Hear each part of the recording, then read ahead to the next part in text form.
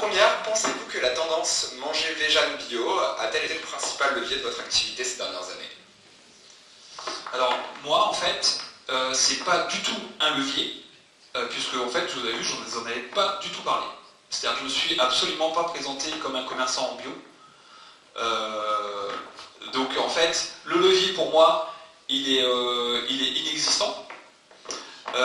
C'est quelque chose que, le bio, par exemple, c'est quelque chose qu'on a intégré, nous, dans notre activité.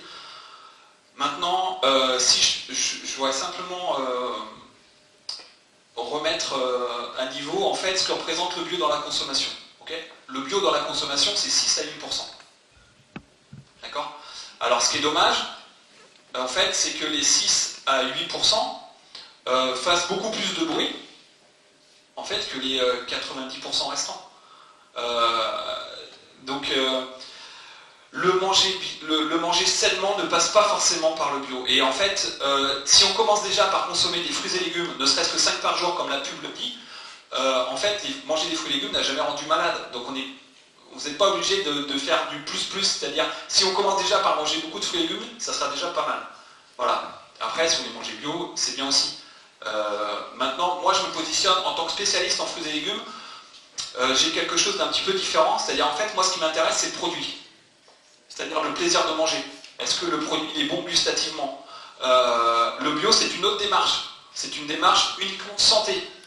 D'accord? C'est-à-dire qu'en fait, quelqu'un qui consomme bio va pas forcément consommer des produits qui sont gustativement aussi bons que des variétés que moi je pourrais sélectionner en magasin qui sont traditionnelles. Donc en fait, nous ce qu'on met en avant, c'est le fait qu'un produit, la notion de plaisir, de manger quelque chose de bon. Moi je peux aussi vous présenter beaucoup de produits devant vous qui sont bio et qui sont dégueulasses, qui sont immangeables. Mais ils sont bio. Alors tout le monde va peut-être trouver ça formidable, n'oubliez pas que c'est que 8% de la consommation globale. Donc on fait beaucoup de bruit pour ça, je suis ni pour ni contre, mais je veux juste ramener en fait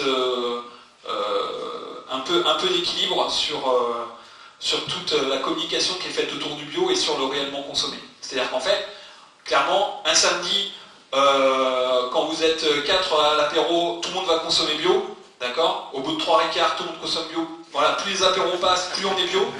Okay, et puis le lundi matin, la ménagère, elle, quand elle est avec son caddie, okay, elle consomme plus bio, elle. Elle a oublié, il n'y a que 8%. Donc voilà, il y a ceux qui en parlent, il y a ceux qui en mangent. Merci pour ces statistiques très intéressantes sur le marché. Alors, petite question, votre corps dégage-t-il des ondes magnétiques? Parce qu'on a eu un petit problème avec le micro. Oui, je crois que oui. C'est possible, c'est des ondes positives? Il y a des ondes que positives. Bon, bah, c'est très bien alors. Alors, en troisième question, quel conseil donneriez-vous à un jeune désireux de créer une start-up et en dehors d'une start-up, d'entreprendre et de créer aujourd'hui une entreprise? Parce que le mot start-up est très à la mode, surtout depuis les élections, et entreprendre, c'est pas spécialement... Est-ce qu'on parle aussi d'échecs là-dessus ou on va parler que du côté positif? Moi j'ai envie de dire, on va pas parler start-up, juste j'ai envie de parler métier. D'accord? Apprenez un métier. Start-up, ça veut rien dire. Start-up, c'est quoi? C'est avoir une idée peut-être avant quelqu'un d'autre, voilà. Mais pour combien de temps? Voilà. Moi j'ai envie de vous dire surtout, apprenez un métier. Peut-être que ce métier, en fait, vous aidera, par le biais d'innovation, à devenir une start-up. En l'occurrence, moi en ce qui me concerne, je ne suis pas une start-up, je suis juste un commerçant de fruits et légumes qui utilise les outils qui sont mis à mes dispositions aujourd'hui pour développer du business. Mais j'ai à la base une spécialité métier. Donc voilà. Développer vos métiers et vos compétences, ensuite développer des entreprises. Alors la question suivante, comment voyez-vous l'évolution de votre secteur d'activité et avez-vous d'autres envies, d'autres ambitions vis-à-vis de votre société ou même d'autres canaux qui vous intéresseraient pour le futur? L'évolution du secteur d'activité, bon, nous en fait, on est assez serein sur nos secteurs d'activité parce qu'en fait, ça concerne l'alimentation. Et il faut que les gens mangent, quoi. Voilà.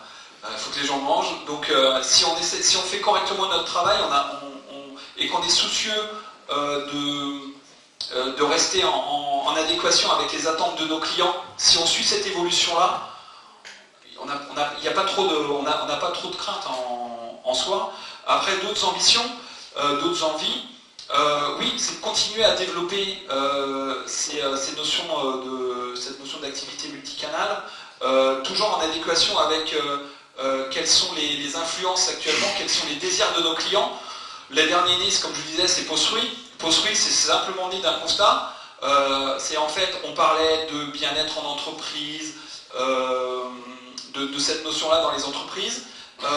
Il y en a qui font des massages en entreprise. Et en fait, est-ce que si on commençait par juste manger sainement dans l'entreprise, est-ce que déjà, plutôt que d'avoir des distributeurs à cochonnerie, si on commençait déjà à mettre des fruits à disposition dans les salles de pause, est-ce que c'est déjà pas commencer par prendre soin de sa santé et du bien-être en entreprise ?